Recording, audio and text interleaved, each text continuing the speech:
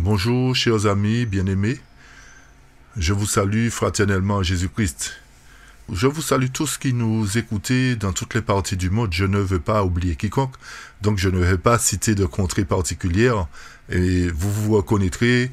Et je souhaite que vous prospérez comme l'Éternel le souhaite et que ces vérités que nous mettons sur la chaîne vous permettent de grandir spirituellement, de comprendre que Dieu attend de nous que nous soyons à son image, que nous parvenions à atteindre la perfection qu'il attend de nous. Je souhaite que l'Éternel continue à vous faire du bien, à vous enrichir de ses bénédictions et à vous aider à marcher en nouveauté de vie avec lui. Alors aujourd'hui, notre étude aura pour titre « Comment faire partie du royaume de Dieu ?» Et que nous faut-il pour cela? Comment faire partie du royaume de Dieu et que nous faut-il pour cela? Alors, c'est ce que nous allons voir à travers cette étude d'aujourd'hui. Nous ferons cette étude en 2 volets parce qu'elle sera assez longue.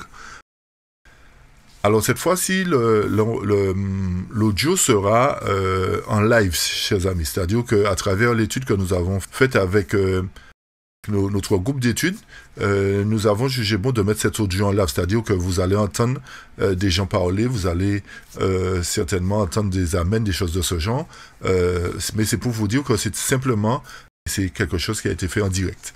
Supporter la qualité, ce ne sera pas toujours la même qualité que nous mettons, mais je crois que vous passerez outre ça et vous écouterez plutôt le contenu du message. Donc, juste avant de pouvoir développer l'étude, nous allons prendre la position pour la prière.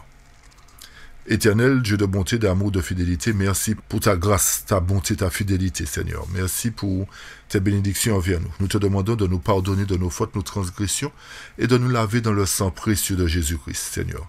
Continue à nous bénir, continue à nous conduire dans la vérité, continue à augmenter notre foi en toi, car nous en aurons besoin plus que jamais. Et fortifie tout chacun, Seigneur, tous ceux qui écoutent ces études, qui donne-nous l'opportunité de mettre en pratique ta parole et de vivre en conformité avec toi. Écoute nos prières, nous t'en supplions, Père, et que ta paix, ta grâce repose sur nous. Au nom puissant de Jésus, nous t'avons prié, et pour ta gloire. Amen. Amen. Donc, chers amis, comme je vous ai dit, le titre de notre étude, c'est « Comment faire partie du royaume de Dieu ?» et « Que nous faut-il pour cela ?» Je pense que vous avez certainement la réponse, hein? Mais il nous faut quelque chose pour cela. Et justement, à travers l'étude, nous verrons ce qu'il nous faut pour cela. Parce que c'est pas tout dire que Jésus est mort pour nous. C'est ce que nous avons lu dans la méditation, hein? La méditation de parabole de Jésus. Le sacrifice de Jésus n'est pas seul, n'est pas suffisant. Il faut pour nous croyants qu'il n'est pas sauvé seulement par le sacrifice de Jésus, mais qu'il doit refléter le caractère du Christ et vivre sa vie. Donc, à travers cette étude, nous verrons ce qui nous manque, justement, ou ce qu'il nous faut pour faire partie du royaume de Dieu, parce que notez bien que tous ne feront pas partie du royaume de Dieu. Tous sont appelés, mais tous ne feront pas partie du royaume de Dieu. D'accord? Et nous savons que ce royaume de Dieu, effectivement, sera constitué de personnes qui reflètent le caractère de Christ. Alors, ceci sous-entend qu'on a une partie de la réponse, il faut qu'on reflète le caractère de Christ. Et pour revenir un petit peu sur la méditation, concernant la Kyudam et le ministère de la prédication qui comporte trop de sermons, effectivement, nous constatons aujourd'hui qu'il y a effectivement beaucoup de sermons, mais les sermons sont souvent les mêmes. Souvent les mêmes. Et on a tendance à croire que la vie du chrétien, c'est une éternelle répétition.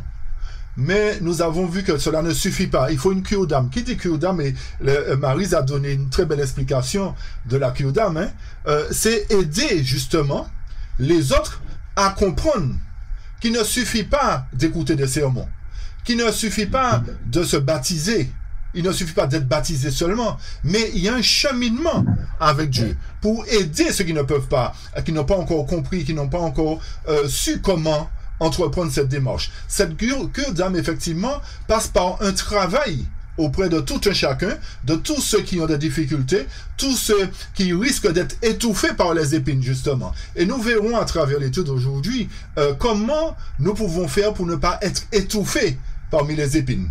D'accord? Parce qu'il suffit de peu pour que nous soyons étouffés. Ok, chers amis? Mais l'Éternel, à travers sa parole, a conçu un plan pour nous aider justement à faire le bon choix. À faire le bon choix et à refléter le caractère de Jésus-Christ. Mais pour cela, il nous faut nous confier en son amour. Lui abandonner nos soucis.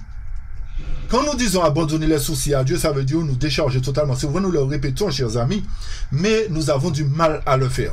Nous disons, Seigneur, prends tout le sac, mais nous voulons quand même aider le Seigneur à porter une anse du sac.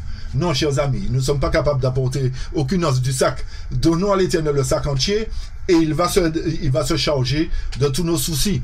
Et à partir de là, nous verrons que il ne suffit pas de beaucoup pour faire partie du royaume de Dieu. Mais il faut quand même un sacrifice.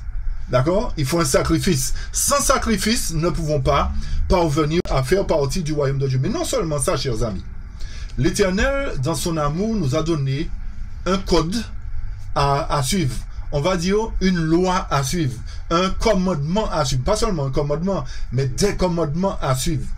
Et à travers ces commandements, cela va nous servir en fait de miroir, de guide. Pourquoi? Parce que si nous, en fait, nous faisons partie de l'État français, chers amis. Imaginez que le président abolisse toutes les lois dans le pays. Imaginons qu'il abolisse toutes les lois. Ils disent, bon, il n'y a plus de lois. Qu'est-ce qui va se passer, chers amis?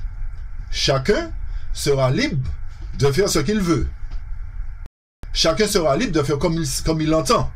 Ceci sous-entend, chers amis, que pour faire partie du royaume de Dieu, il faut qu'il y ait une loi. Une loi qui nous permette de savoir si nous sommes dans le vrai ou si nous sommes dans le faux. Vous me suivez? D'accord?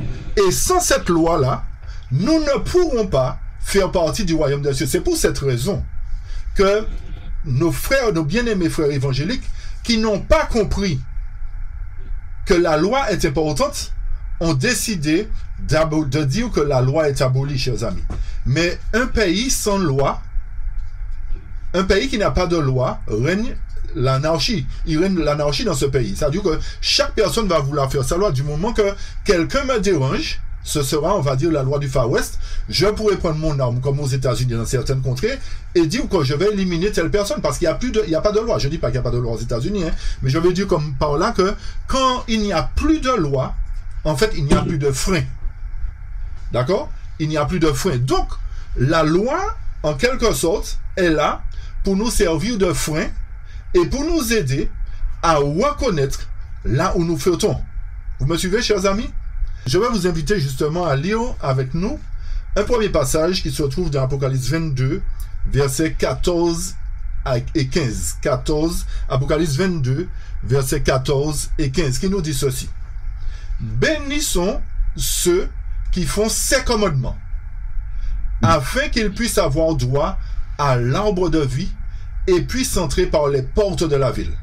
Mais, dehors sont les chiens, les sorciers, les fornicateurs, les meurtriers, les idolâtres, et quiconque aime et pratique le mensonge. Chers amis, le texte commence et nous dit qu'il y a une bénédiction pour ceux qui gardent les commandements. D'accord? Autrement dit, pour ceux qui observent les commandements. Comment peut-on observer les commandements? C'est-à-dire, la loi me dit de respecter le feu rouge.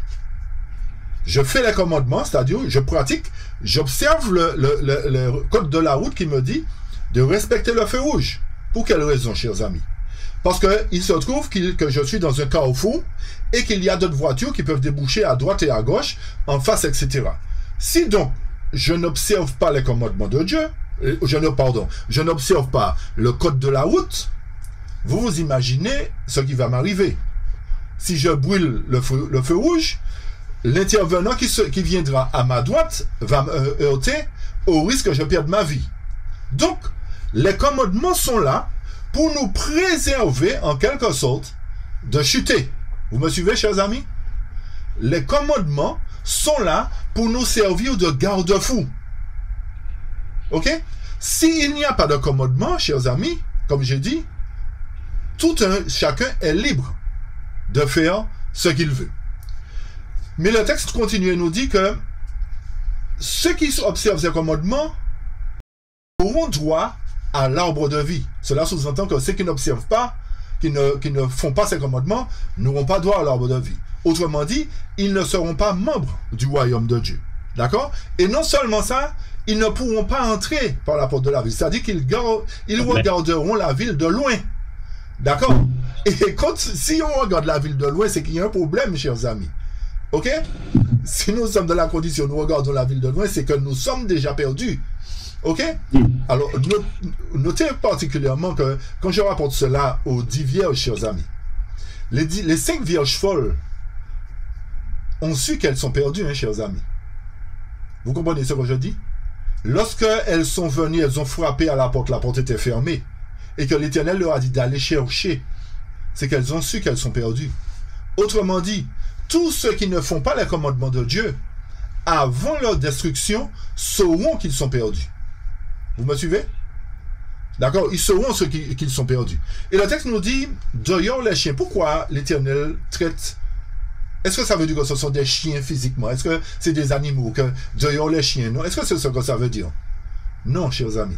L'Éternel considère les responsables qui ne font pas la volonté de Dieu, qui ne font pas ses commandements, comme des chiens. Vous pouvez relire cela dans Témoignages pour l'Église, volume 2, page 75 et suivant.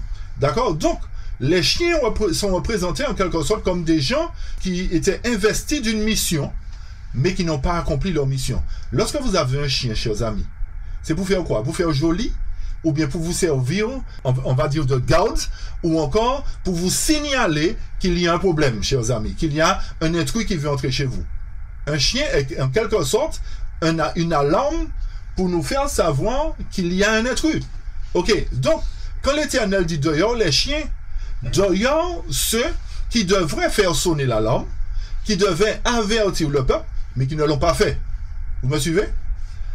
Et non seulement ça, les sorciers, chers amis, est-ce que vous pensez qu'aujourd'hui il y a des sorciers dans notre dénomination? Est-ce que vous pensez qu'il y a des gens qui commettent des choses abominables comme dans ce genre dans notre dénomination? Je peux dire que oui, chers amis. Oui, si c'est écrit, c'est parce que c'est vrai. Amen. Il y a des gens qui sont là comme ça, qui jouent deux rôles en fait. Et c'est pour cette raison que la Bible nous dit que une source ne peut pas produire de l'eau pure et de l'eau salée. Donc, il y a des gens qui sont là, mais qui produisent de l'eau salée en particulier, mais qui pensent produire de l'eau douce. Et il dit aussi, d'ailleurs, les fornicateurs. Vous savez, c'est quoi un fornicateur? D'accord? Ce sont des gens qui font des choses qui sont contraires à la volonté, contraires au code de mariage, etc., etc. Les meurtriers, chers amis, est-ce qu'un meurtrier, c'est quelqu'un qui peut tuer avec un fusil seulement ou un couteau? Non. Un meurtrier peut tuer avec la langue aussi. Avec la langue. C'est pour cette raison que Jacques nous dit aussi de faire attention à notre langue quand nous parlons. Parce que nous pouvons tuer avec notre langue. Nous pouvons faire du tort avec notre langue. L'Éternel nous dit que tous ces gens-là, tous ces gens-là ne pourront pas hériter de l'arbre de vie, non plus ils ne pourront pas entrer par la porte de la ville. Et les idolâtres, quand nous idolâtrons notre voiture, chers amis, est-ce que c'est pas une idole? Ça ne veut pas dire qu'il ne faut pas entretenir la voiture, hein? C'est pas ce que je dis, hein, chers amis. D'accord? Mais il y a des gens, il ne faut pas s'asseoir sur leur voiture, il ne faut pas ceci, il ne faut pas cela. Bon, je peux l'entendre aussi, d'accord? Mais il y a des gens qui donnent à leur voiture plus d'importance que leur femme. Ok? L'Éternel nous dit que les idolâtres, tous ceux qui ont une idole quelconque, j'ai pris l'exemple de la voiture, hein, mais il y a d'autres idoles, hein, vous avez bien compris ça. Et non seulement ça, quiconque qui aime et pratique le mensonge. Chers amis, il y a la notion d'aimer le mensonge et de pratiquer le mensonge. D'accord? Quiconque aime et pratique le mensonge. C'est-à-dire que je sais que le mensonge n'est pas bien, mais j'aime à tromper les gens. J'aime à tromper les gens. Donc, je pratique le mensonge sans cesse parce que j'aime à tromper les gens. Chers amis, ce genre d'individu ne pourra pas entrer dans la porte de la ville. Non seulement ça, cela sous-entend qu'il n'observe pas les commandements. D'accord? Alors, tout ça pour nous dire, chers amis, qu'il y a un code de loi à observer. Il y a un code de loi à observer. Et la raison pour laquelle l'Éternel nous demande d'observer les commandements, c'est pour que nous puissions sans cesse nous plonger dans la parole. Non seulement être des enseignants, enseigner les autres, mais aussi à notre tour, vivre de la parole de Dieu. Et c'est pour cette raison que Matthieu 28, versets 19 et 20 nous dit quoi? Allez donc et enseignez toutes les nations, les baptisant dans le nom du Père, du Fils et du Saint-Esprit. Les enseignants à garder quoi? Toutes les choses que je vous ai commandées. Et voici, je suis avec vous toujours jusqu'à la fin du monde. Amen.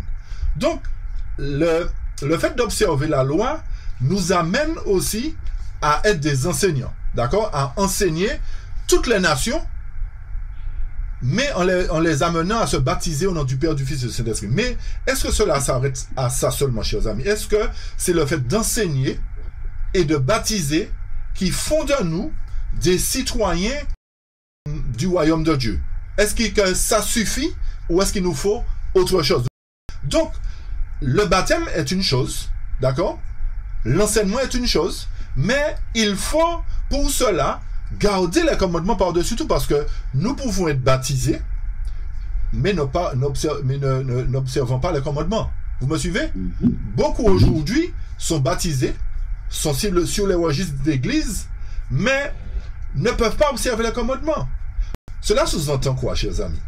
Que pour faire partie du royaume de Dieu, pour être citoyen du ciel, il faut vraiment observer la loi de Dieu correctement. Pas en ayant peur de la loi, parce que la loi ne nous amène pas à avoir peur.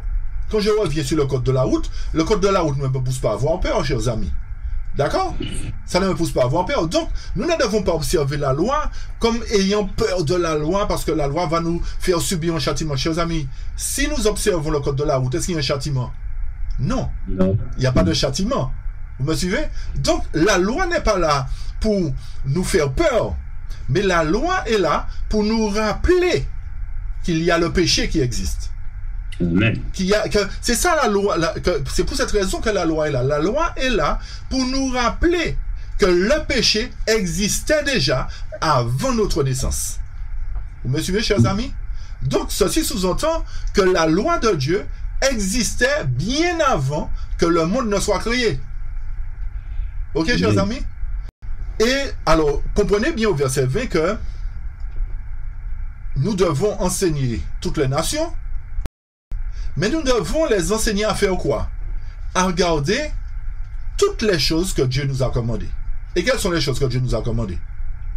La loi et les témoignages. On a vu la semaine dernière comment le rôle de l'esprit de prophétie. Nous avons vu qu'il y a la loi et qu'il y a les témoignages. Donc, lorsque l'Éternel nous dit que l'enseignement que nous devons proclamer, c'est de garder toutes choses, c'est-à-dire garder la loi, les commandements de Dieu, la Bible, le décalogue, et aussi les témoignages, c'est-à-dire tout ce que Dieu nous a ordonné.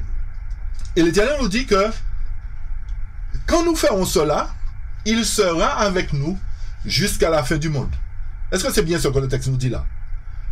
Les enseignants, gardez toutes les choses que je vous ai commandées, et voici, je suis avec vous jusqu'à la fin du monde. L'Éternel est avec qui jusqu'à la fin du monde, chers amis? Avec les justes ou avec les méchants? L'Éternel, c'est vrai, fait pleuvoir sur les justes comme sur les méchants, chers amis. Mais il fait pleuvoir sur les méchants, pourquoi? Pour leur montrer qu'il est Dieu. Mais si le méchant ne reconnaît pas qu'il est Dieu, l'Éternel ne peut pas être avec lui jusqu'à la fin du monde. Vous me comprenez, chers amis? D'accord? Donc, l'Éternel est en train de nous montrer que pour faire partie de son royaume, il faut non seulement enseigner, il faut être baptisé, mais il faut garder tout ce que l'Éternel nous a commandé. Et Matthieu 5 rajoute ceci et nous dit quoi? Ne pensez pas que je suis venu détruire la loi ou les prophètes, c'est-à-dire, ne pensez pas que je sois venu abolir la loi, comme certains le disent. Je ne suis pas venu pour détruire, mais pour accomplir. D'accord, chers amis? L'Éternel est venu pour accomplir la loi, pas pour l'abolir. Car en vérité, je vous le dis, jusqu'à ce que le ciel et la terre passent, il ne passera pas de la loi un seul iota ou un seul trait de lettre jusqu'à ce que tout soit accompli. Quiconque violera l'un de ses plus petits commandements et enseignera aux hommes à faire ainsi, sera appelé le plus petit dans le royaume du ciel. Mais quiconque les pratiquera et les enseignera, celui-là sera appelé grand dans le royaume du ciel. Alors ici, là, premièrement, nous voyons quoi? Que seuls ceux qui mettent en pratique ces commandements de Dieu ont le droit d'entrer dans la ville. D'accord, chers amis? Ce sont seulement ceux qui mettent en pratique les commandements qui ont droit d'entrer dans la ville. Donc, lorsque l'œuvre du salut sera terminée et que les gens seront entrés à la maison, ce seront ceux qui garderont encore les commandements de Dieu, même après l'éradication du péché. Pourquoi?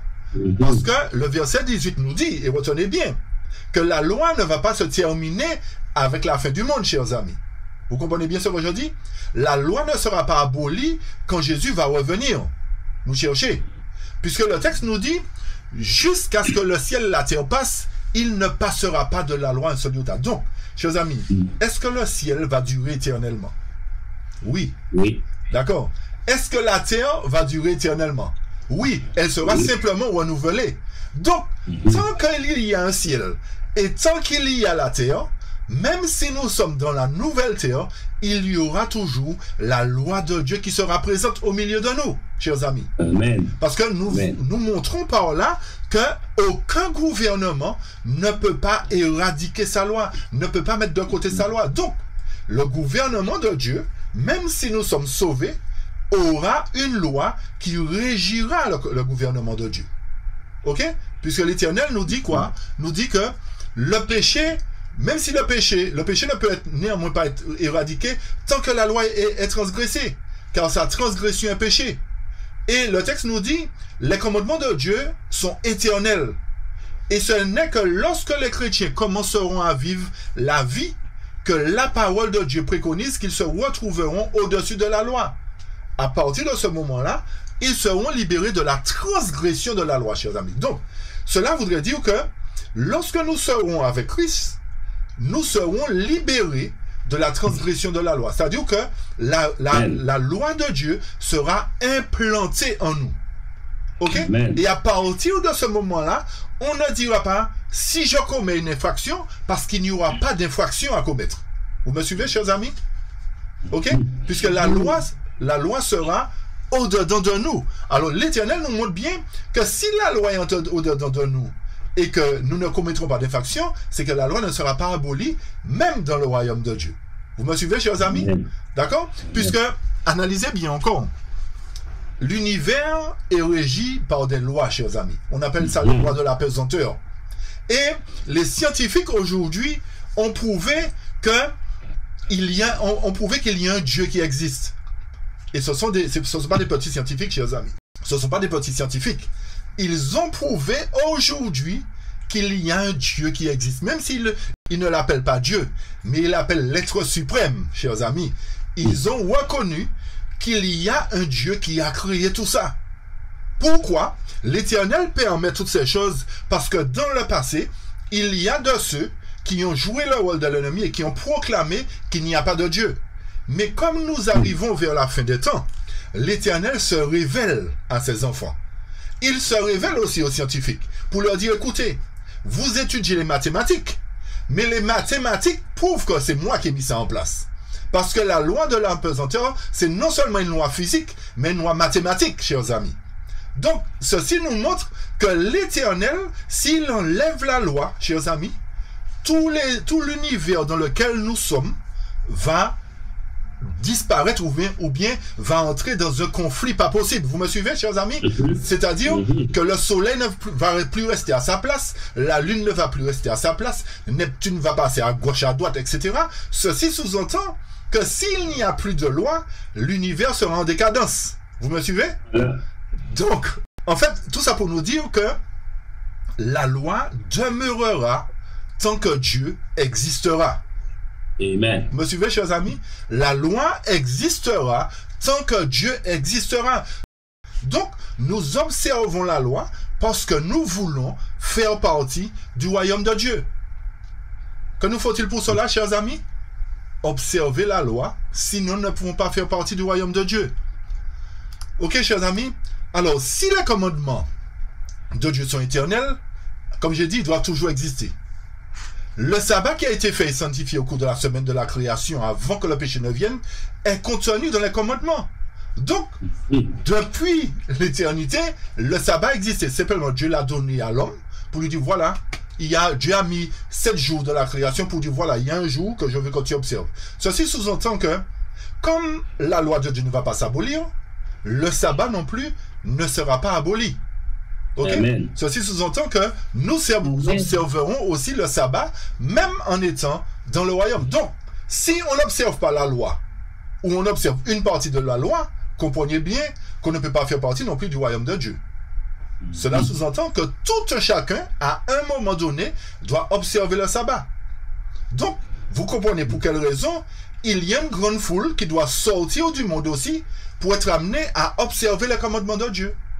Amen. Parce que l'Éternel veut aussi les sauver, les amener à observer le sabbat comme lui, il observe le sabbat qu'il a créé. D'accord? Et c'est pour cette raison que l'Éternel nous dit que tu n'auras pas d'autre Dieu devant moi. D'accord?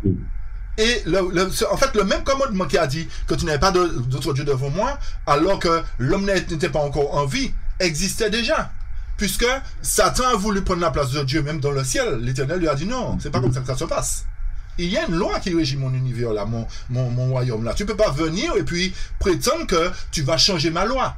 Et c'est pour cette raison justement que la loi a été gardée à perpétuité, doit être gardée à perpétuité, parce qu'il y a un ennemi qui est là, qui nous susurre des choses à l'oreille pour nous dire mais non, t'inquiète pas, tu peux faire ça, il n'y a pas de souci, la loi ne te condamne pas. Chers amis, s'il n'y a plus de loi, je peux rentrer chez vous, prendre ce que je veux. Et vous ne pourrez pas m'appeler voleur, parce qu'il n'y a aucune loi qui m'appelle voleur. Vous me suivez, chers amis? S'il n'y a aucune loi qui m'appelle voleur, vous pouvez pas m'emmener au tribunal, puisqu'il n'y aura même pas de tribunal, il n'y a pas de loi. Vous me suivez? Alors, en quelque sorte, il nous faut réfléchir quand nous émettons des choses, quand nous émettons des idées comme quoi il n'y aura pas de loi. Chers amis, s'il n'y a pas de loi, on ne doit plus parler de voleur, on ne doit plus parler d'adultère, on ne doit plus parler de quoi que ce soit. Vous me suivez? Donc, et ça, oui, ça on dit tellement vrai, Saint-Philippe, nous changeons les nous-lits, Apocalypse chapitre 22, l'ange l'a dit, il n'y a pas de verset, il faut changer l'ange l'a dit, Jean dit qu'il est tombé. Il dit non. Et aussi, Apocalypse chapitre 19 aussi. L'ange l'a dit, ni Apocalypse chapitre 19, en 22, il dit non, on respecte tout ça qui est écrit dans la Bible. Il dit, mon Seigneur n'a pas mis à respecter, suivre ça qui est écrit dans la Bible. Ça veut dire, pas qu'à casser pièce-là. Et même quand on lit dans nous en matière qui peut être important, touchant pour important, Jésus dit, mon pas venu pour détruire le roi, les prophètes. Mon venu pour remplir, ça veut dire, mon venu pour respecter, mon venu pour suivre. Et ça veut dire, même si on a respecté ça qui est écrit dans la Bible, respecter les principes, et pourquoi nous, l'homme qui est plus petit, voulait avoir problème avec ça. Donc c'est bon, et puis ça va bosser de la balance, c'est très important pour nous bien compris, et si pas ni loi, donc, mon n'a pas existé du tout, et nous comprenons ça. Donc, mon gars souhaite, bon Dieu, qu'il nous pour nous suivre cette étoile, parce qu'il pourrait, que si bon Dieu, l'ange qui a respecté, l'Éternel même qui a respecté, et pourquoi mon gars ne doit pas exister? Pourquoi? Il explique qu'il voulait faire nous faire ça. C'est un bail qui est extraordinaire. Alors, nous devons faire beaucoup attention. Exact. N'oubliez pas que le cheminement, c'est de nous montrer qu'il doit faire partie du royaume de Dieu, chers amis. D'accord? C'est ça le cheminement que nous entamons avec vous. Alors, retenez ça bien à l'esprit, que c'est pas simplement parler de la loi, mais montrer que sans la loi, nous ne pouvons pas entrer dans le royaume. Ok? Et Romains 7, justement, verset 7 nous dit quoi? Que dirons-nous donc? La loi est-elle péché? Loin de là. Chers amis, la loi n'est pas un péché, la loi ne nous incite pas à pécher, la loi n'est pas péché non plus, hein. Mais je n'ai connu le péché que par la loi. C'est-à-dire quoi? Alors, je termine le texte et je vais donner l'explication. Quand je n'aurais pas connu la convoitise, si la loi nous dit tu ne convoiteras point. Je reviens encore sur le code de la route, hein, parce que c'est quelque chose que nous sommes souvent sur la route. Ok? S'il n'y a pas de loi, je n'aurais pas su que je suis en infraction, chers amis. Vous me suivez? Donc, Amen. La loi n'est pas un problème si je l'observe. La loi n'est pas péché. Ok? Mais je sais que si je désobéis à la loi, je suis en infraction. Donc la loi me permet de savoir qu'il y a des infractions que je ne dois pas commettre. Ok? Car s'il n'y a pas de loi, je n'aurais pas su qu'il y a la convoitise, comme j'ai dit.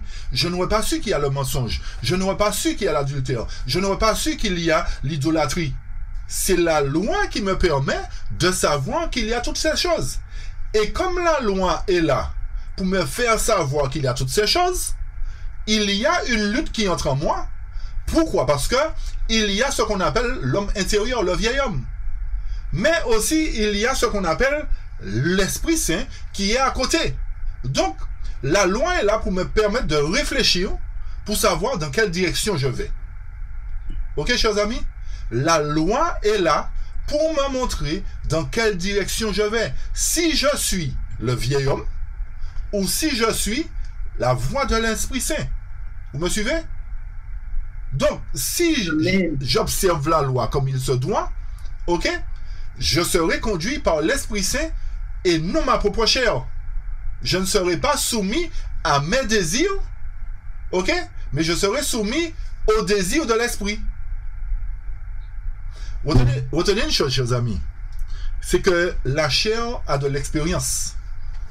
D'accord? La chair a beaucoup d'expérience. Vous me suivez? Donc, lorsque je dis que la chair a beaucoup d'expérience, c'est-à-dire que depuis notre naissance, nous avons grandi avec des choses, nous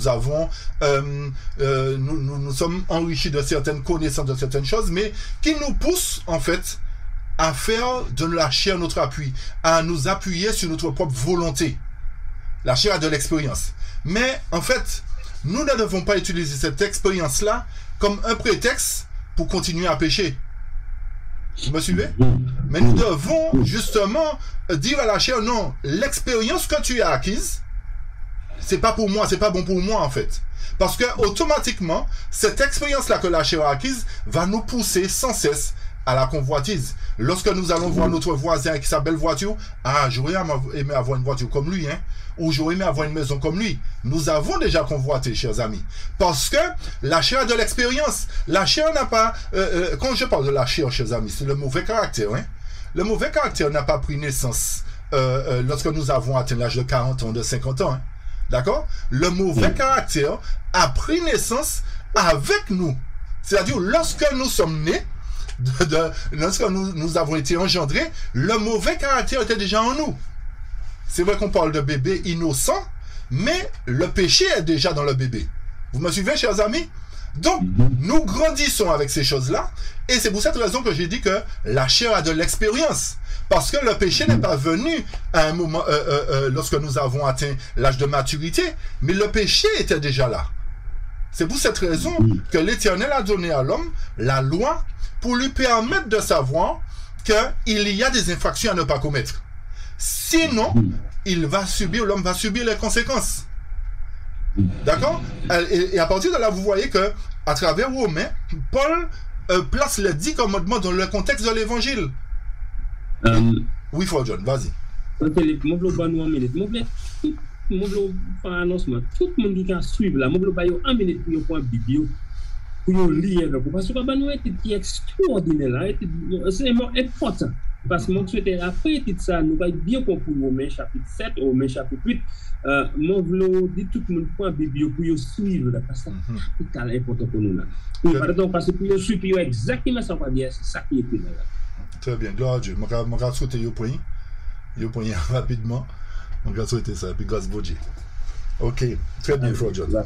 Très bien. C'est important parce que c'est vrai qu'on peut placer les slides, mais en lisant dans sa propre Bible, on peut effectivement comprendre encore mieux les choses.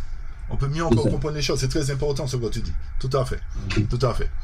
Donc, chers amis, pour poursuivre, nous voyons que la loi n'est pas péché. D'accord? La loi n'est pas là non plus pour nous pousser à pécher. C'est pas le but de la loi. La loi, au contraire, est là pour nous éviter de pécher. Pour nous rappeler que si nous franchissons la barrière, il y a des conséquences. Donc, la conséquence, ce n'est pas Dieu qui met la conséquence, mais c'est notre désobéissance qui va nous amener à subir la conséquence. Vous me suivez, chers amis? D'accord? Donc, comme je disais, Paul place les 10 commandements dans le contexte de l'évangile. D'accord? Et l'Éternel a déclaré que sans les commandements, les disciples ces disciples ne pourraient pas savoir ce qu'est le péché. Vous me suivez? Ok? S'il n'y a pas de loi, on ne peut pas parler de péché. Ok, chers amis? C'est très important à considérer.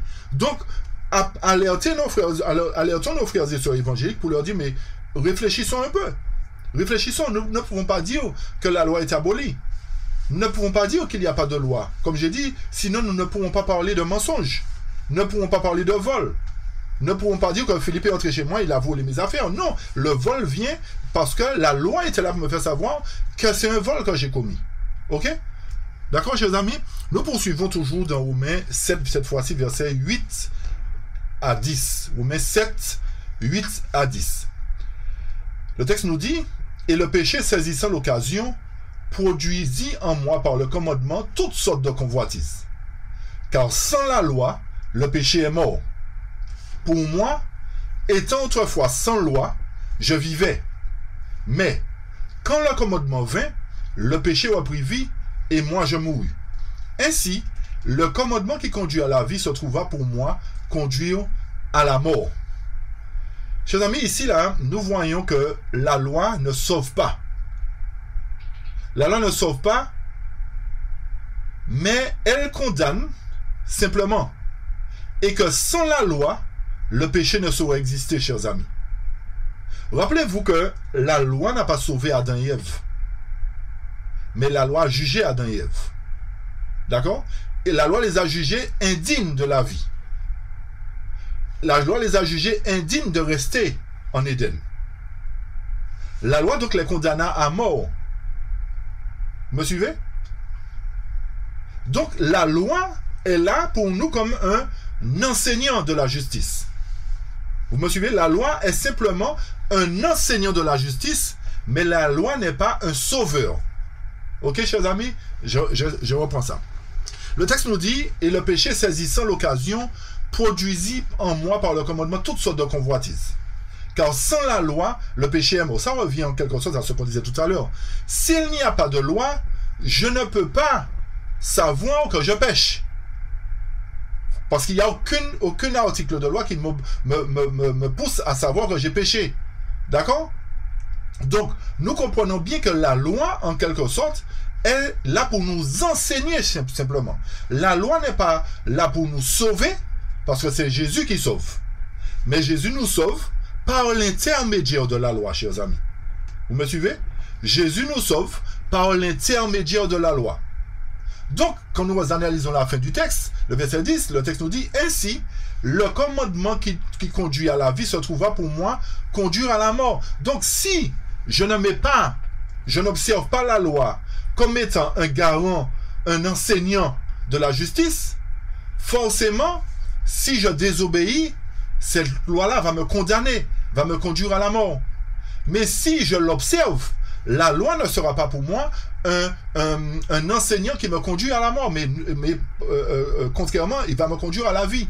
Parce que je vais me mettre dans la condition pour être sauvé par celui qui sauve. Ok, chers amis? Est-ce que vous me suivez? J'espère que ce n'est pas trop compliqué.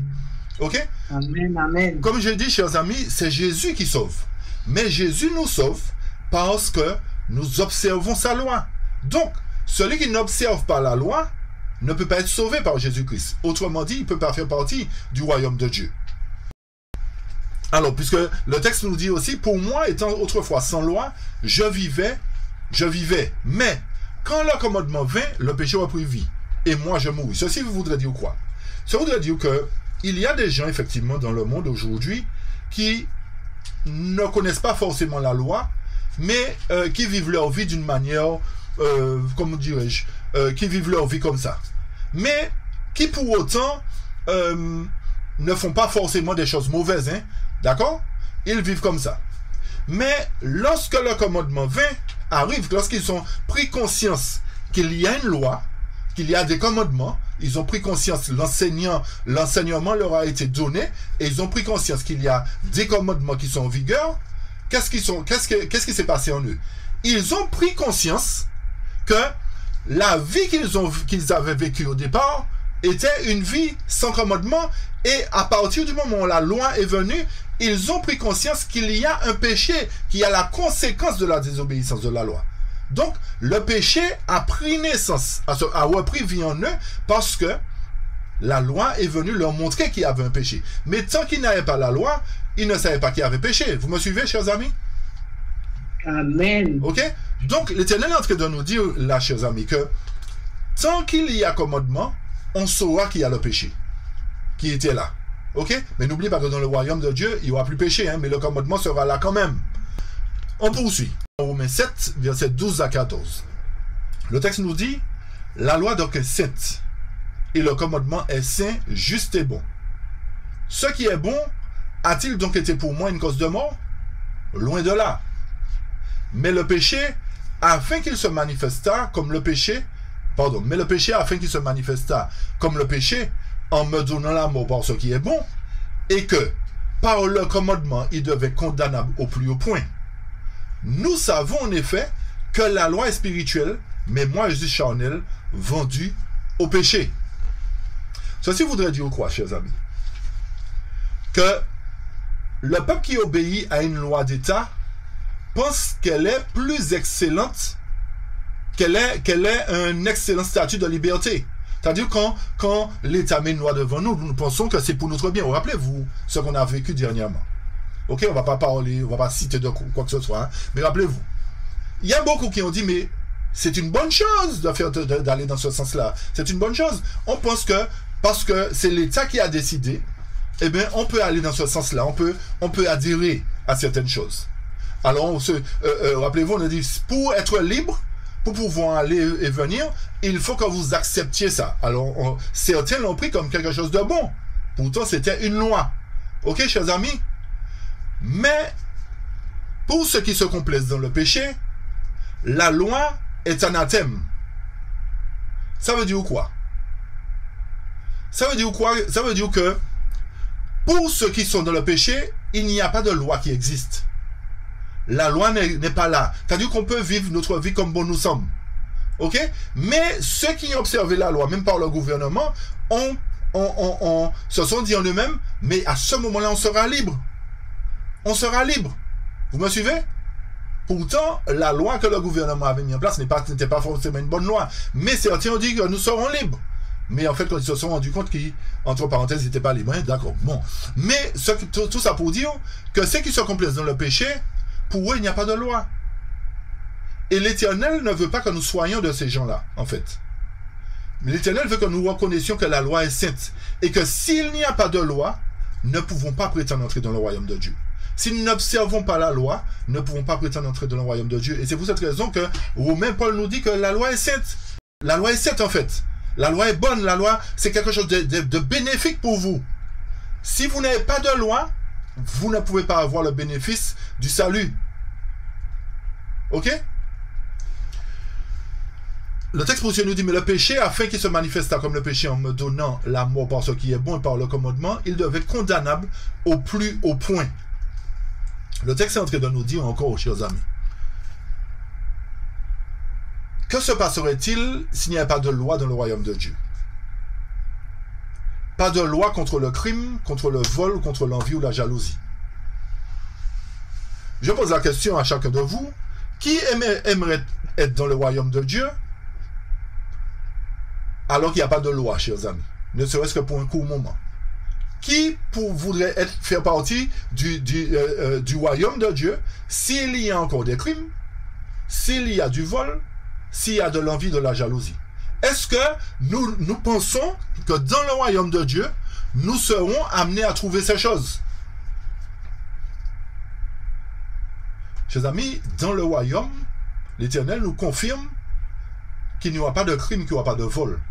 Si nous ne sommes pas sûrs de cela, c'est même pas la peine de parler du royaume. Parce que dans le royaume de Dieu, la loi dominera. La loi sera toujours présente, comme j'ai dit. Donc, le fait que l'Éternel aussi nous aura rachetés montre que le crime n'existera plus parce que l'Éternel aura éradiqué, en fait, cet esprit charnel qui est en nous. C'est ça que je veux vous faire comprendre, en fait. Donc, dans le royaume de Dieu, il n'y aura pas ces choses-là parce que l'Éternel nous aura lavé, premièrement. nous aura ôté ce cœur de chair en nous et va nous donner un cœur de chair. Donc, nous voulons véritablement faire partie de ce royaume-là parce que nous savons que dans ce royaume-là, il n'y aura pas des choses abominables. Donc, si nous ne sommes pas convaincus que dans le royaume dans lequel nous allons, il ne règne pas de sécurité, ce n'est pas la peine d'aller dans le royaume. Il vaut mieux rester dans le monde, chers amis. Vous me suivez? J'espère que ce n'est pas trop compliqué jusque-là, chers amis. En plus de cela, le décalogue n'est pas seulement un code moral, mais aussi un code physique. Car pécher contre la loi implique aussi les descendants du pécheur dans la transgression de la loi. Vous me suivez? Comme je disais tout à l'heure là, que les enfants, ils sont bébés, mais ils sont pécheurs déjà. C'est-à-dire que nous transmettons, depuis Adam, le gène du péché a été transmis. D'accord? Le gène du péché a été transmis de génération en génération, jusqu'à ce que le sauveur de l'humanité nous fasse passer par la source de nettoyage pour pouvoir enlever toute l'iniquité que nous avons subie de génération en génération. Et c'est pour cette raison que nous disons que nous sommes descendants d'Adam, parce que Adam a été pécheur. Mais grâce soit rendu à Dieu, Jésus-Christ, le second Adam, est venu pour nous aider à vivre une vie conforme à lui, à travers la loi. Amen. Donc, à un moment donné, nous devons passer du stade de fils d'Adam au stade de fils de Dieu. Vous me suivez? Amen. Nous ne serons plus appelés des fils d'Adam, mais nous serons appelés fils du royaume de Dieu, fils de Dieu, descendants, héritiers de Dieu.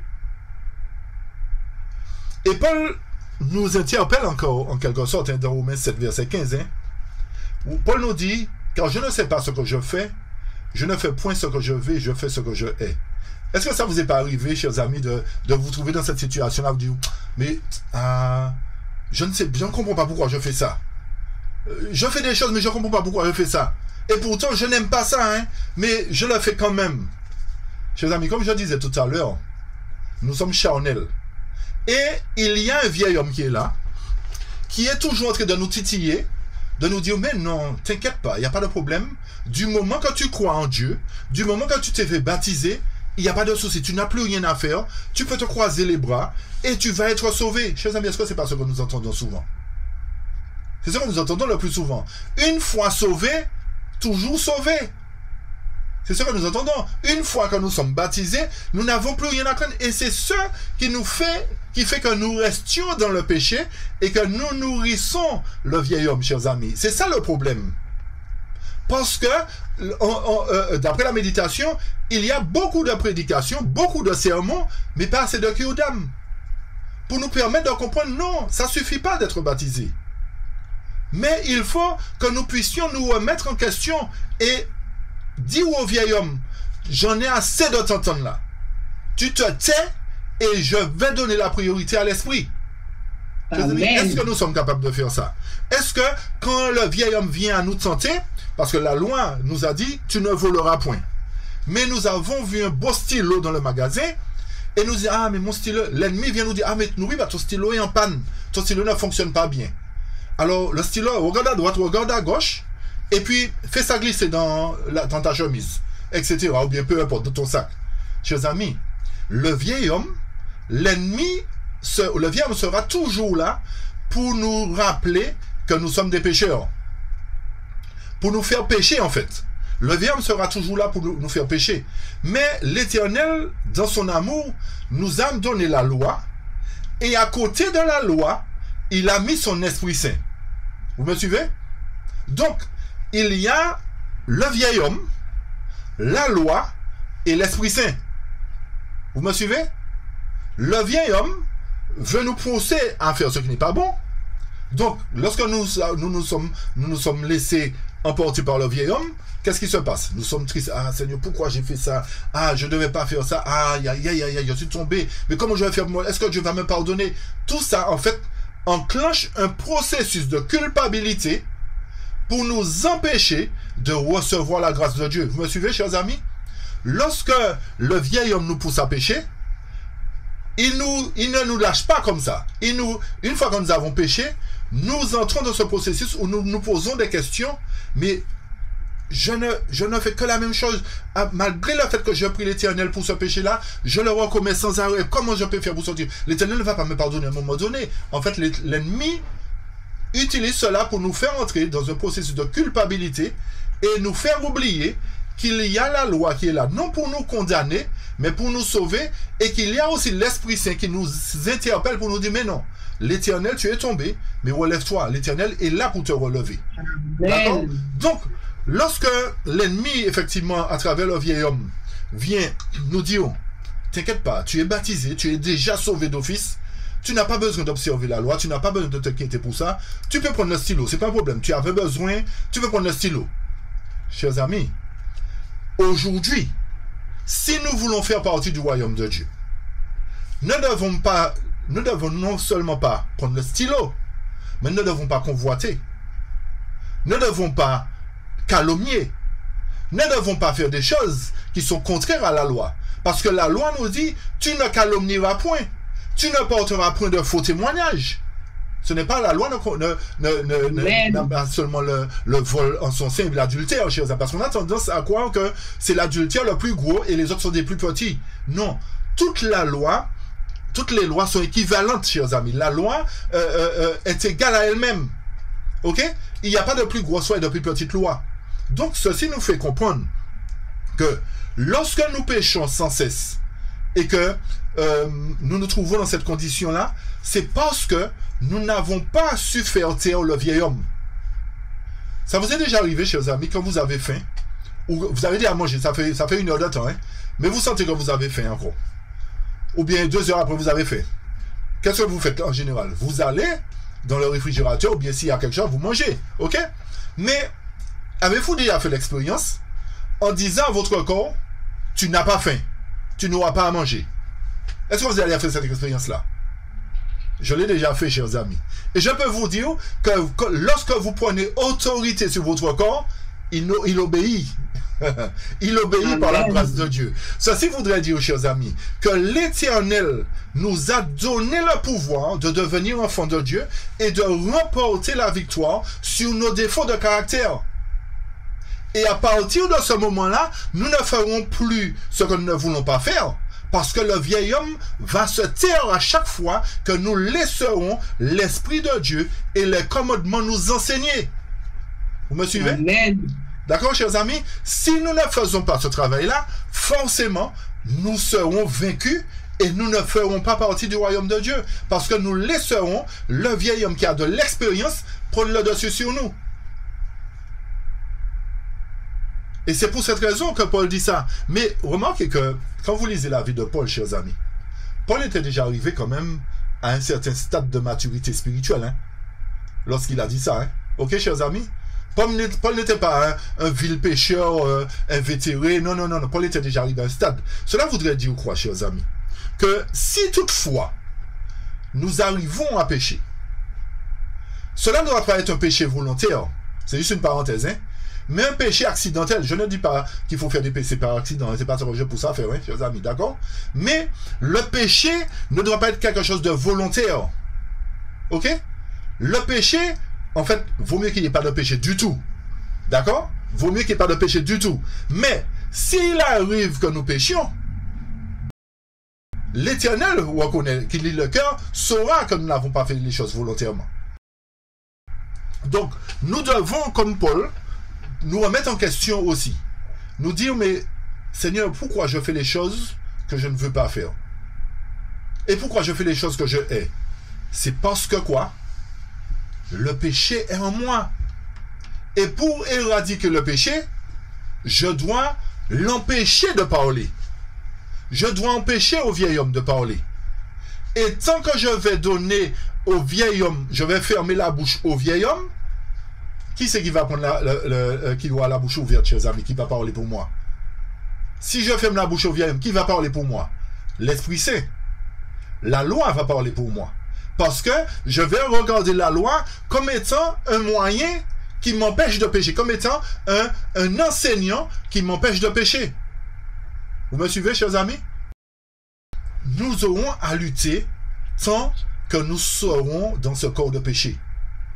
Tant que l'Éternel n'aura pas éradiqué ce mal en nous, nous serons soumis à faire des choses quelquefois que nous ne voulons pas faire. Mais nous ne devons pas faire ces choses-là volontairement. Vous me suivez? Ok? Puisque le fait que nous soyons charnels, tant que nous sommes sur terre, il y aura des tentations qui vont surgir.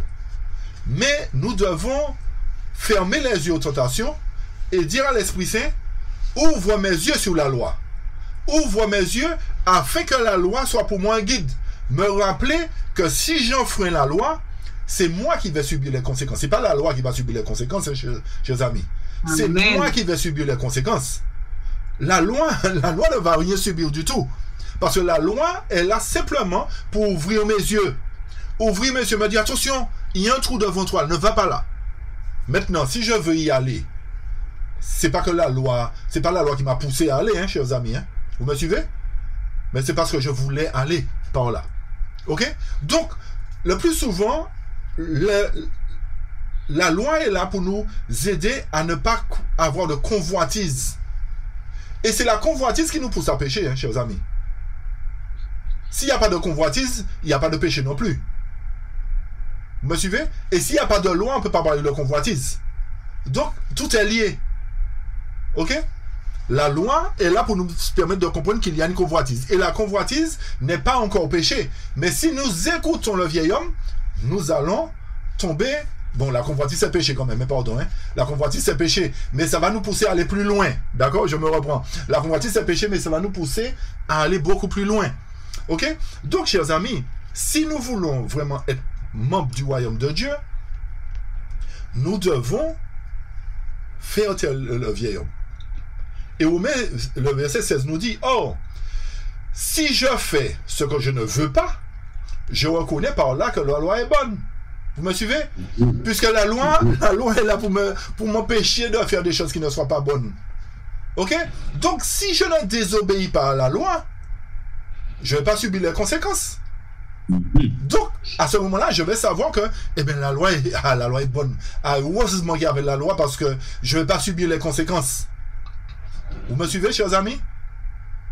Ok? Amen. Donc, l'Éternel est en train de nous montrer que pour être citoyen du ciel, pour vivre parfaitement Jésus-Christ, pour avoir le caractère de Jésus-Christ, je dois observer la loi. Non pas comme une règle qui me fait peur, non pas comme une règle qui me pousse à pécher, mais une règle qui me permet de prendre conscience que la conséquence du péché sera ma condamnation.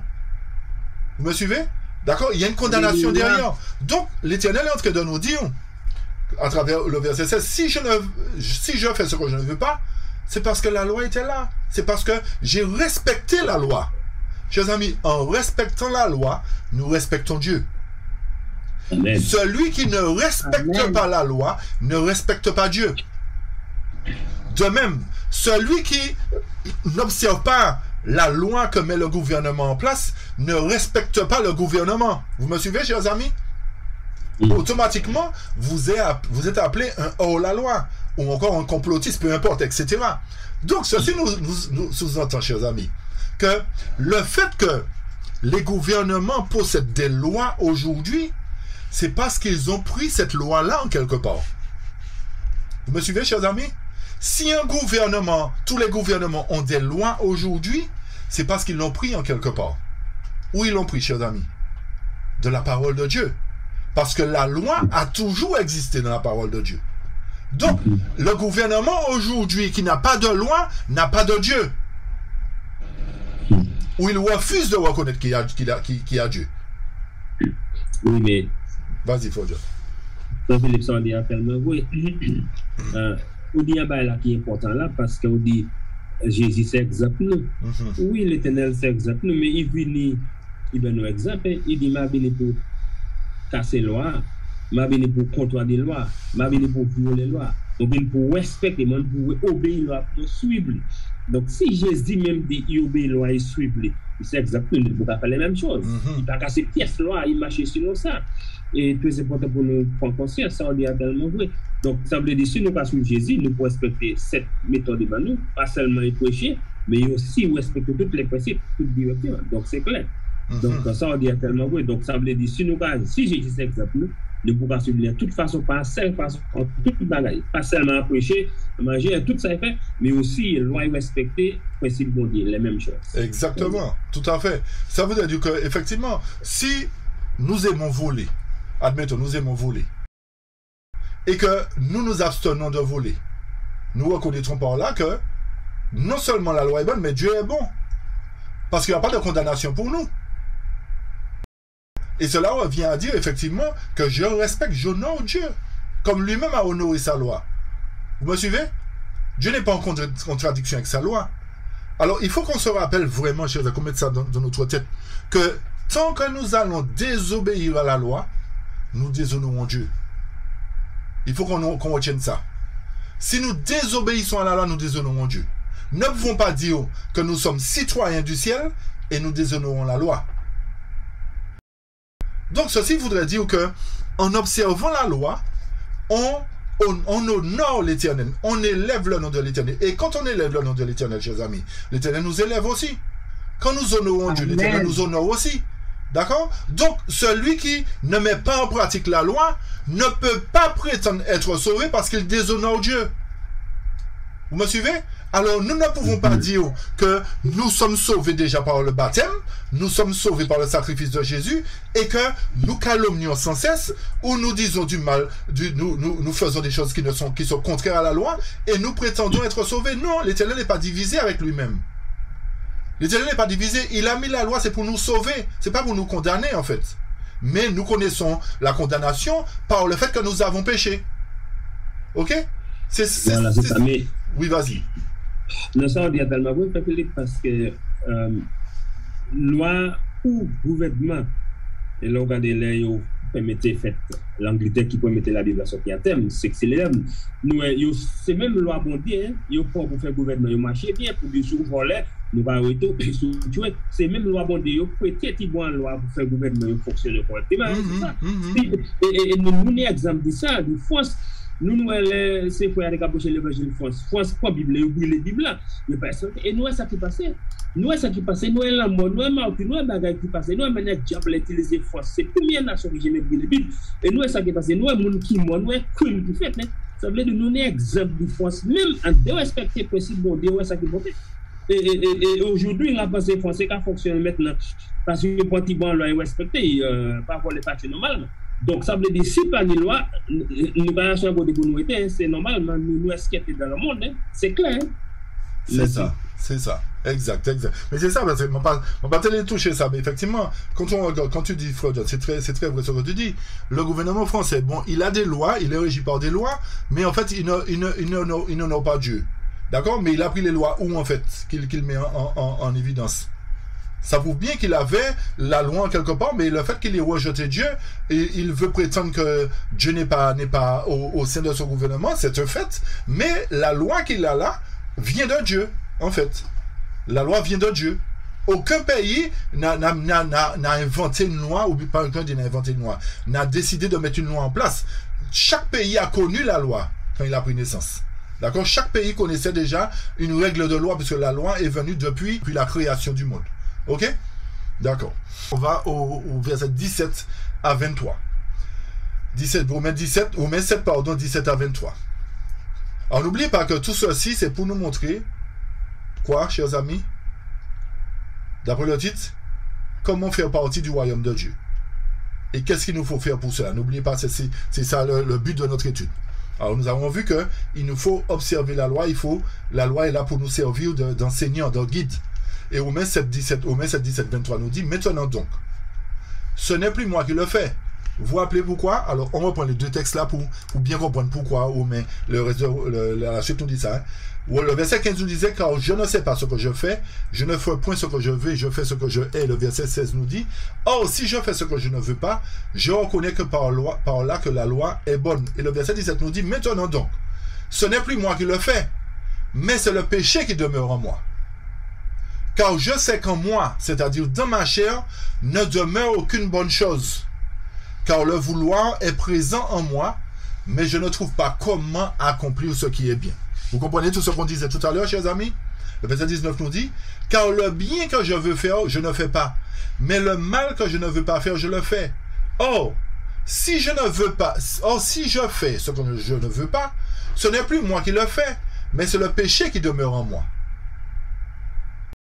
Donc, verset 21, « Je trouve alors une loi selon laquelle lorsque je veux faire le bien, le mal est présent en moi, car je prends plaisir en la loi de Dieu selon l'homme intérieur. Mais je vois une autre loi dans mes membres, combattant contre la loi de mon intelligence et me rendant captif sous la loi du péché qui est dans mes membres. » Ça revient à dire à ce que je disais tout à l'heure, chers amis. Il y a le vieil homme et il y a l'Esprit Saint. Le fait que le texte nous dit, mais ce n'est plus moi qui le fais. C'est le péché qui demeure en moi, c'est-à-dire qu'effectivement, comme j'ai dit tout à l'heure, nous sommes nés charnels, nous sommes nés avec le péché en nous, nos gènes, c'est une gène de péché, d'accord? Donc, forcément, si je laisse le vieil homme parler en moi, alors qu'il y a un autre esprit qui est en moi, qui me dit, Philippe, tu ne vas pas faire ça. Attention. C'est-à-dire, attention quoi? Attention à la loi qui est là, attention. Ne va pas au-delà. Donc, si je fais taire la voix du Saint-Esprit, comme j'ai dit tout à l'heure, quelle voix va prendre le dessus? La loi du péché, qui demeure en moi, parce que je suis né pécheur, chers amis. Vous comprenez? Car je sais qu'en moi, c'est-à-dire dans ma chair, ne demeure aucune bonne chose. Nous sommes tous condamnés à mourir. Mais l'Éternel, dans son amour, nous dit non, vous ne mourrez pas si vous faites quoi? Si vous laissez l'Esprit parler en vous. Vous ne mourrez pas. Amen. Mais la chair va mourir à ce moment-là. D'accord? La chair va mourir. Et c'est pour cette raison qu'il y a un conflit en chacun de nous. Lorsque nous, dans notre vie de tous les jours, personne ne va me dire qu'il n'y a pas de conflit en lui, en fait. Personne ne va me dire qu'il n'y a pas de conflit en lui ou qu'à un moment donné, il n'y a pas une pensée qui a traversé son esprit pour dire non, fais telle chose. Et notre esprit qu'on entend dans notre tête qui nous dit ne fais pas ça. Chers amis, chacun de nous, je pense que nous sommes passés par là. Et si nous sommes passés par là, c'est que c'est une bonne chose, chers amis. Pourquoi c'est une bonne chose? Parce que la voix du Saint-Esprit n'est pas encore morte en nous. Vous me suivez, chers amis? La voix du Saint-Esprit n'est pas morte en nous. Donc, s'il y a un conflit entre nous, dans notre corps, c'est parce que la voix de l'Esprit est là pour nous éveiller et pour nous faire prendre conscience que Jésus veut nous sauver. Il y a encore grâce pour nous. Mais si, lorsque nous commettons un acte et nous rejetons la loi totalement, et que le vieil homme vient à nous parler et qu'on n'entend pas l'autre voix, c'est qu'il n'y a plus de grâce pour nous. Il y a un problème à ce moment-là. Vous me suivez, chers amis? Il y a un problème si lorsque l'Éternel, je viens à pécher, que je n'entends pas la voix de Dieu, il y a un problème. Mais si, lorsque je viens à dire quelque chose, l'Esprit Saint me dit, Philippe, n'oublie pas que tu ne dois pas calomnier. Qu'est-ce que je vais faire? Je vais dire, cet esprit, tais-toi. J'en ai assez avec toi, tais-toi. J'ai besoin, parce que lui, il m'a dit trop de choses qui ne sont pas bonnes là. Je veux lui régler son compte. Attends un moment, tais-toi. Chers amis, si nous faisons cela, nous sommes en problème aussi. Parce que nous aimons à donner pied au vieil homme. Nous aimons à laisser le vieil homme dominer. Et si nous laissons le vieil homme dominer régulièrement, qu'est-ce qui va se faire? À un moment donné, la voix de l'esprit va se taire, chers amis. Parce que nous donnons priorité au vieil homme. Vous me suivez, chers amis? Ceci peut être une situation grave, peut nous amener à faire vraiment appel à notre salut, chers amis. Je reprends ce que j'ai dit, c'est très important, chers amis. Très important. Si, durant notre vie, le vieil homme qui est là nous pousse à faire des choses sans cesse que nous ne voulons pas, alors que nous entendons la voix qui nous dit « Ne fais pas ça ». Si nous nourrissons le vieil homme régulièrement, chers amis, nous n'entendrons plus la voix de l'Esprit nous parler. Et c'est ça pécher contre le Saint-Esprit. Vous me suivez, chers amis? C'est ça pécher contre le Saint-Esprit. Donc, il nous faut prendre conscience que nous devons obligatoirement faire taire le vieil homme pour que l'Esprit puisse prendre le pouvoir sur le vieil homme. Amen. Mais si nous laissons le vieil homme dominer, parce qu'il a déjà de l'expérience, l'Esprit Saint va se taire. Et l'Esprit Saint ne va pas se battre avec nous, chers amis. Tandis que le vieil homme se bat sans cesse avec nous. Retenez ça. Le vieil homme se bat sans cesse avec nous. Il ne se tait jamais. Vous avez compris ça, chers amis? Le vieil homme ne se tait jamais. Il faut qu'on donne la priorité à l'Esprit Saint, qu'il ferme la bouche au vieil homme pour que nous ne puissions pas pécher. Mais si nous n'arrivons pas à donner le pouvoir à l'Esprit Saint sur le vieil homme va mettre de côté l'Esprit Saint. Et nous serons perdus. Vous comprenez le problème qu'il y a, chers amis? Vous comprenez de quelle situation nous nous trouvons? Donc, la loi nous permet, en quelque sorte, de faire un choix. Vous me suivez, chers amis? La loi nous permet de faire un choix. Tous ceux qui disent qu'ils n'ont pas la loi, ils ne peuvent pas faire de choix. Vous me suivez? C'est pour cette raison que l'Éternel doit préparer 144 000 pour envoyer dans le monde, pour ceux qui n'ont pas de loi, qui disent que la loi est abolie, pour les amener à faire le choix. Parce que, chers amis, si vous entendez deux voix dans votre tête, c'est qu'il y a un choix à faire. Vous êtes d'accord avec moi? Il y a un choix à faire. Vous ne pouvez pas dire qu'il n'y a pas un choix à faire s'il y a deux voix qui vous parlent. Ok? Donc, le choix que nous avons à faire aujourd'hui plus que jamais, c'est dire à l'Esprit Saint, Esprit Saint, à travers ta loi, fais taire ce vieil homme-là, s'il te plaît. Fais-le taire définitivement. Parce que tant qu'il va parler, je vais faire des choses que je ne veux pas faire. Parce que n'oubliez pas, chers amis, le vieil homme ne prend pas de congé.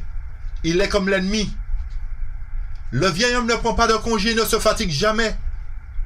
Tant que nous sommes en vie, il va nous enquiquiner comme ça. Parce que il est conduit par l'ennemi. Et l'ennemi ne va pas se taire tant que Dieu ne va pas lui faire fermer sa bouche. Vous me suivez? Donc, l'Éternel va fermer la bouche à l'ennemi, mais nous devons aussi fermer la bouche à l'ennemi dans notre chair, dans notre corps. Ok, chers amis? Nous devons donner la priorité à l'ennemi. Si nous ne sommes pas capables de faire cela, nous sommes en problème. Si nous ne sommes pas capables de donner priorité à l'esprit sur la chair, nous sommes en problème et nous ne serons pas héritiers du royaume, chers amis. Nous aurons beau avoir toute la volonté du monde pour accomplir ce qui est bien, mais si à chaque fois nous donnons priorité à la chair, la volonté ne va servir à rien. Parce que la parole de Dieu nous enseigne que l'enfer est pavé de personnes qui avaient de bonnes intentions. Vous me suivez? Donc, à partir d'aujourd'hui, chers amis, à partir d'aujourd'hui, on doit prendre conscience que nous devons plus que jamais mettre un cadenas, mettre un verrou sur le vieil homme, le jeter dans un puits sans fond et le couvrir pour qu'il ne puisse pas parler. Vous voyez le pouvoir de la parole dans notre tête, chers amis, encore? Vous voyez le pouvoir de la parole? La même parole que Dieu a utilisée pour créer, l'ennemi utilise cette parole-là dans notre tête, dans notre chair, pour nous faire pécher. Vous comprenez ça? Et Romains 7, 17, 23 nous dit, « Je trouve alors une loi selon laquelle, lorsque je veux faire le bien, le mal est présent en moi. Car je prends plaisir en la loi de Dieu selon l'homme intérieur. Mais je vois une autre loi dans mes membres combattant contre la loi de mon intelligence et me rendant captif sous la loi du péché qui est dans mes membres. » Comme je dis, il y a un conflit. Il y a un conflit. Mais si nous sommes enfants de Dieu, nous devons faire taire le conflit qui est en nous. Et c'est pour cette raison que lorsque la parole nous dit, Jean nous dit que nous pouvons vivre sans péché, c'est quelque chose qui est accessible à chacun de nous, chers amis. Et vous voyez que, en fait, il n'y a pas de complication, ce n'est pas difficile de faire taire l'ennemi. De la même manière que vous dites à votre ventre, tu n'as pas faim, tu n'auras pas à manger. Dites au vieil homme, tais-toi, au nom de Jésus-Christ de Nazareth, tais-toi. Et lorsque nous prendrons autorité sur le vieil homme, nous donnerons autorité à Dieu dans nos vies. Et lorsque Dieu prendra possession de nous, nous marcherons non selon la chair, mais selon l'esprit. Alors, chers amis, nous allons arrêter notre étude et nous vous invitons à écouter la suite dans quelques instants. Pourquoi, comme nous avons dit, nous avons expliqué que ce sujet a été enregistré en live et comme il durait plus de 2 heures de temps, il a duré plus de 2 heures de temps, alors nous avons pris la décision de le couper en deux carrément, de le séparer, de faire cela en 2 sujets. Et je vous invite justement d'écouter la suite de cette étude. Nous n'allons pas mettre de générique de fin, mais comme ça vous permettra de prendre le deuxième volet sans générique. Ok? Alors que l'Éternel vous bénisse et puis je vous donne rendez-vous à la fin de l'étude. Et pour tous ceux qui veulent aussi nous rejoindre dans notre groupe d'études, appelez-nous 06 72 00 25 10 et nous vous transmettrons le lien afin de nous rejoindre si vous voulez bien participer avec nous dans nos études que nous faisons le samedi après-midi.